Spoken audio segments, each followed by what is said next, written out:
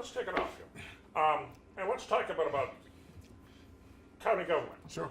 Do you feel the county government, let's say, taking a different role? Your county government's become more active, I think. Mm-hmm. Is that part of your plan? You want county government to be more actively involved in the issues that face this community? I don't think we have a lot of time, to wait and talk about things ad nauseum, things that we've always talked about for years and years. I think that county government, I think elected officials should be about action. And so I'll be talking about ways we can take action on the various issues that have persisted for many, many years. And I think we all know what they are by now. We all hear the concerns from the community. And so I will be active, and my expectation is that leadership in county government, as long as I'm here, will be real active around problems that we all know exist in our community. I know that one of the issues that you've talked about before concerns not only getting the people to work, not only getting more people employed, but getting them to work on public transit. Is that going to be an issue with you? So we're going to talk a lot about workforce tomorrow. I'm going to talk a lot about workforce tomorrow, and I believe that there should be a lot more focus on workforce issues and less focus on incentives. So sometimes when people talk about economic development, most of the focus is on the tax breaks and the corporate subsidies and the giveaways and so forth. I think those kinds of items create controversy, and I think that those kinds of items are generally hit or miss. But what doesn't create any controversy, what everybody agrees on, is creating a workforce that's desirable to employers. And so I'll talk a lot about workforce and the idea that we should have more focus on workforce, a little bit less focus on incentives, that we need to have a population of job seekers that have a skill set that is actually desirable for employers. We've got a lot of opportunity in the county right now to make that happen because the county just took ownership of WIN, which is the Workforce Investment Network. And so now that it is a county asset, it used to be housed with the city. Now that it's a county asset, I think that we're going to set really high expectations for WIN. Part of that has been brought to bring on new leadership. So by the end of the month, we'll announce new leadership, a new leadership team at WIN. And so we're going to set really high expectations that we can really get out and make sure that job seekers have the real skills that employers are looking for, and that we can do something about the generational poverty that we know exists in this community. One of the things, I know you know this, is the fact that even though unemployment, I believe, is down to like 3.7, it's the lowest it's been in a long time. A lot of those 3.7 are what you're talking about. They're just not qualified to work, to get into the workforce. And I've heard other people say this is what we need to do. How do you think you can do it? So I think this is a problem that's plagued our community for the last 50 years. If you look at some of the historical statistics, Memphis and Shelby County had a more robust economy in a whole lot of ways and more opportunity in 1968, the year Martin Luther King was killed, than today. I mean, there's a lot of things happening that are great. There's no doubt about it. I think we have turned a corner, and I believe, just like Mayor Strickland, whom I work with a whole lot, that we do have some momentum and so forth, and some wind at our back. But there is a large impoverished community. I think that large impoverished community, many of those faces are people that have been poor for quite a while. Have been looking for opportunities for quite a while. And so we have a pretty huge population in need, and we have generational poverty, and so we've got to focus on that. And I think we are poised to do something about that. We have, like I say, WIN, and one of the things that WIN program is doing is opening up job centers around our community. So we just opened up a job center this week right outside of the Home Depot on Poplar Avenue, or in the same shopping center there. And that job center is a place where no matter what your background, whether you are someone who just graduated college or whether you're an ex-offender who just left prison, that we will try as best we can to give you the skills and resources you need to get into the workforce and get a job that you can have to take care of your family. So we're doing that, and we're going to expand even further. I mean, before this year is out, we'll announce another adult education program, a vocational skills training program that we'll house at our Office of Reentry. So right now we have an Office of Reentry in Shelby County Government. That Office of Reentry is kind of the first place that if you are somebody returning to society from prison, one of the first places that you go for resources and an interface with somebody who can help. And so right now we do classes there, and we do casework there, and probation and parole services. But we're going to expand the Office of Reentry. We're going to make new investments of new money into that Office of Reentry so that some of these ex-offenders can get an opportunity to learn a skill. So we're going to turn a building there that we have on the campus, and that building, in fact, is representative of this story of trying to turn this around and make more opportunity. If you go out to that building, you'll see a building that is not used, that is riddled with bullet holes because people have shot at it and used it for target practice. It's a building in the middle of South Memphis. We're going to take that building and we're going to give it new life as hopefully turn it into a vocational classroom. And that building, once it gets new life, will be a symbol of kind of the change and the expansion of opportunity for folks that are looking for a job and are looking for skills. In a lot of ways, new life is what you're talking about for the entire county. That's exactly right. So it's a discussion around workforce and making sure job seekers have the skills that they need, and that's through WIN, our Job Center program, and very soon our Office of Reentry, which will be expanding their program.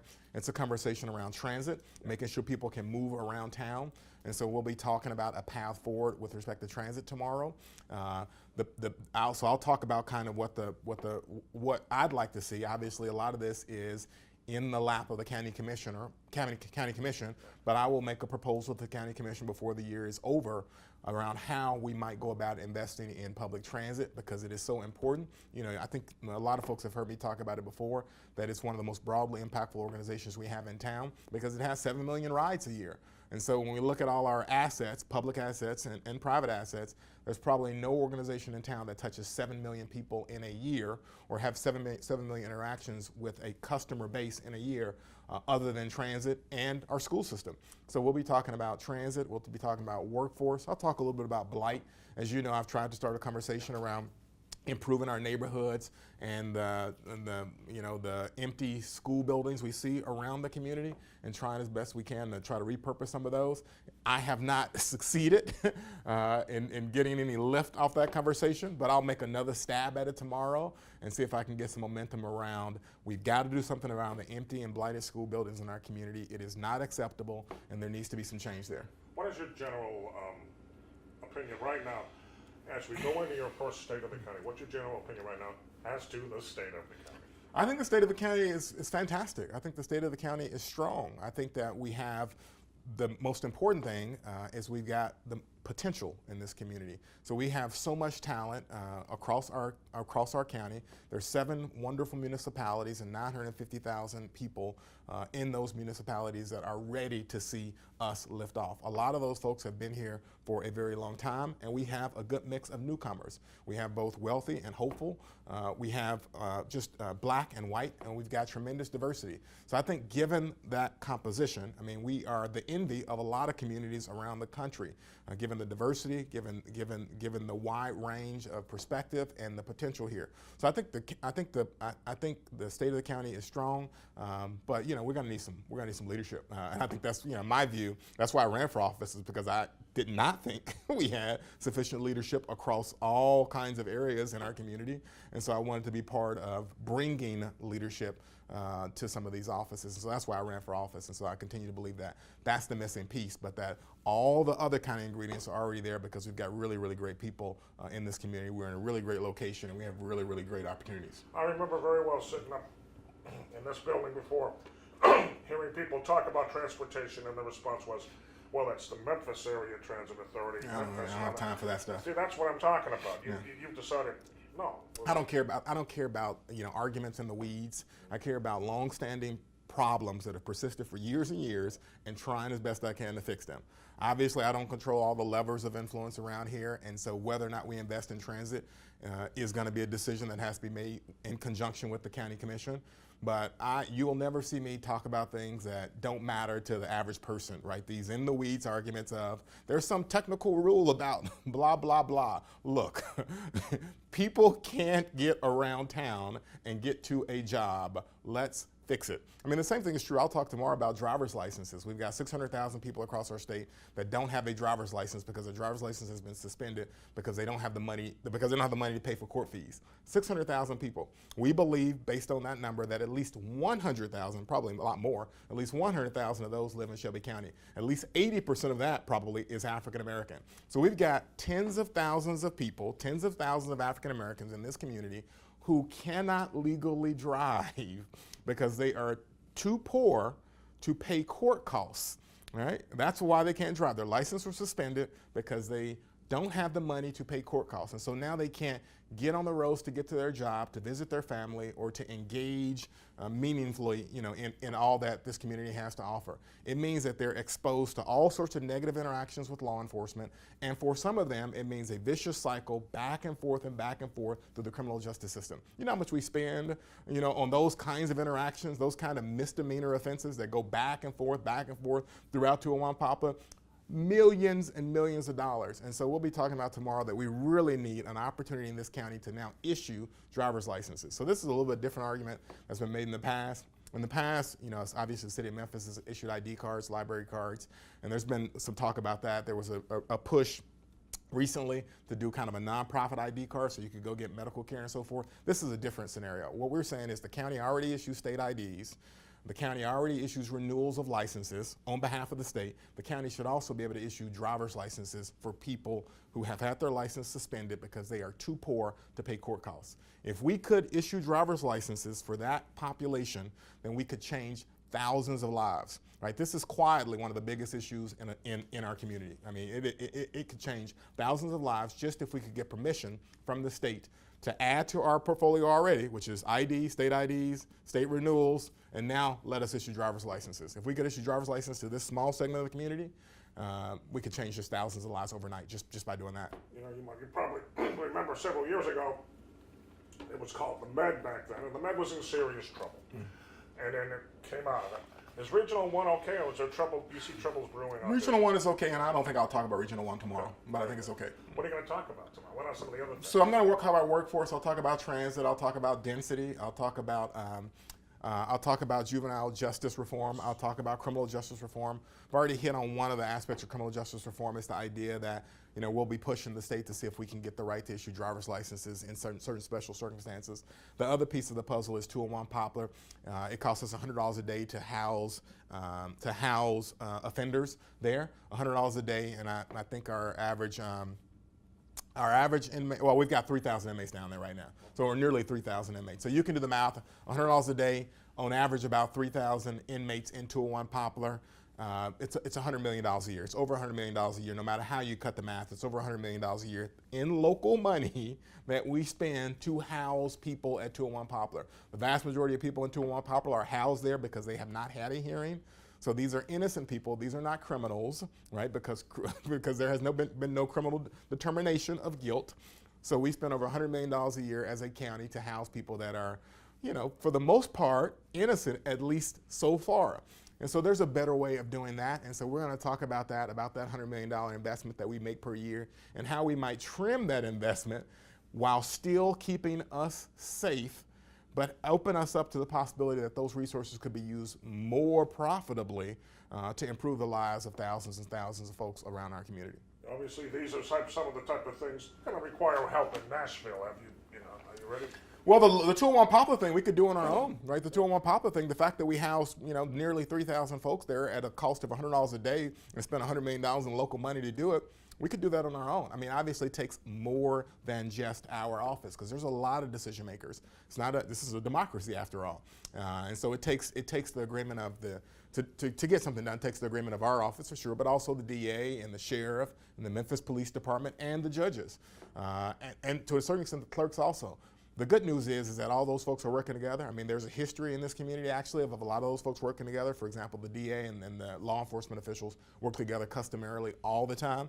So this is happening, but I'm going to talk about that, talk about the progress, and try to see if we can keep building on the momentum that's already happening there. You talked extensively about juvenile hall, juvenile justice, and what we've seen, and we've talked about this before, is that some people are right on your page and some people aren't there yet. Yeah. Is it, so are these issues here that you're looking at, like, I'm going to have to keep battling on some of these issues, trying to convince. Right, it's a shocking thing that we're battling on these issues, right? Right.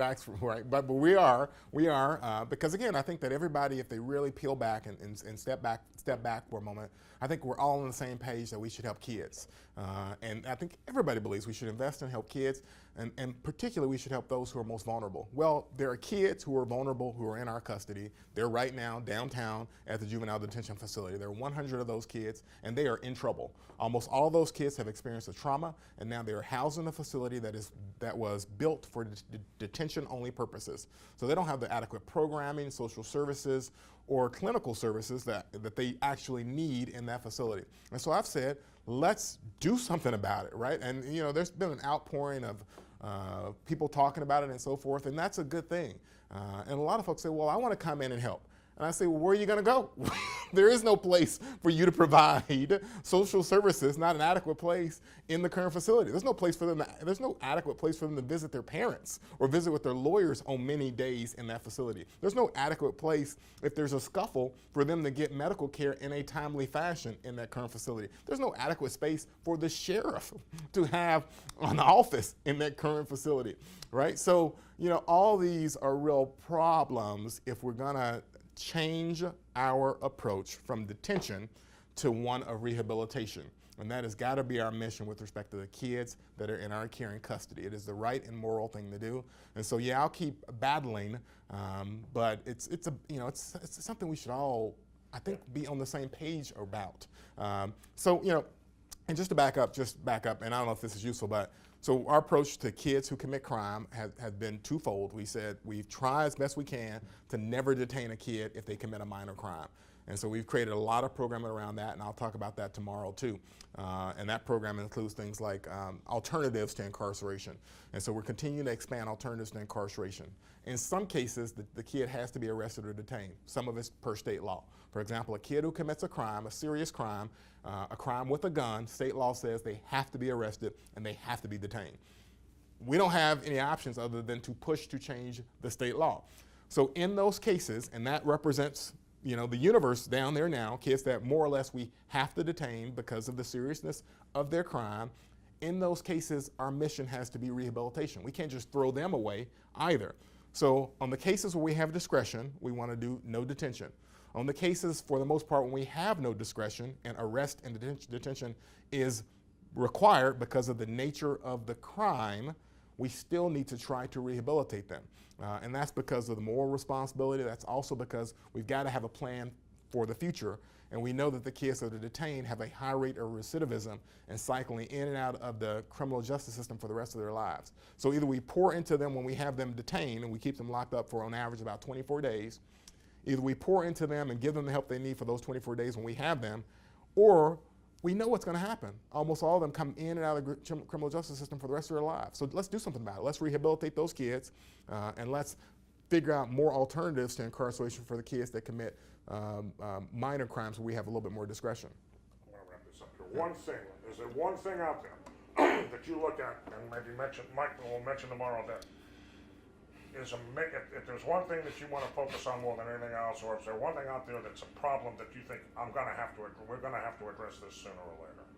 201 popular is the problem we're going to have to address sooner or later. I mean, as I said before, just on the low side, we spend $100 million incarcerating people in local dollars. That's the low side, right? I could give you statistics that say maybe it's even higher than that, the spending, and some of our budget books represent that it could be higher than that. But we know it's minimally, just for the housing, is $100 million, and we know the vast majority of those folks are just people awaiting trial. So we've got to speed that process up. So that's kind of one of those things that we're going to have to work on. We're going to have to work on, or continue to work on. And there's a lot of effort going on. Like I said, there's a lot of people doing a lot of good work on it. So I tip my hat to people like Sheriff Bonner, who runs that facility, also Amy Wyrick, because she's taken a different approach with a lot of the minor crimes that actually get people in trouble in the first place. So one of the minor crimes she's taken a different approach to lately is the driver's license suspended.